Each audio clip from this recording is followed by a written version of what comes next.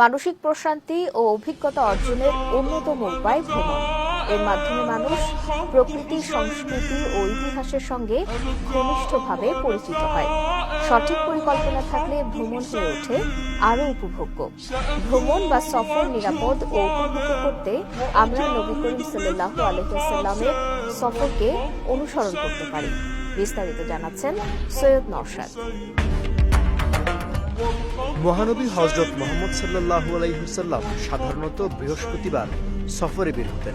কাব ইবনে মালিক রাদিয়াল্লাহু তাআলা আনহু বর্ণনা করেন, রাসূলুল্লাহ সাল্লাল্লাহু আলাইহি ওয়াসাল্লাম তাবুক অভিযানে বৃহস্পতিবার বের হন, আর তিনি বৃহস্পতিবার সফরে বের হওয়া পছন্দ করতেন।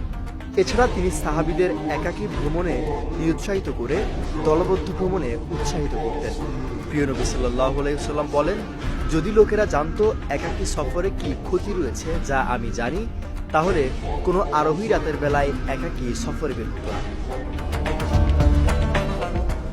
অন্য এক হাদিসে প্রিয় নবী বলেন, সফরের সর্বোত্তম সঙ্গী হলো 4 জন। এছাড়াও ভ্রমণে দলপতি নির্ধারণ করে চলার কথা বলা হয়েছে। আবু হুরায়রা রাদিয়াল্লাহু তাআলা আনহু বর্ণনা করেন, রাসূলুল্লাহ সাল্লাল্লাহু আলাইহি ওয়াসাল্লাম বলেছেন, যখন 3 ব্যক্তি সফরে বের হবে তখন তারা যেন তাদের একজনকে আমির বা দলপ্রধান বানিয়ে নেয়।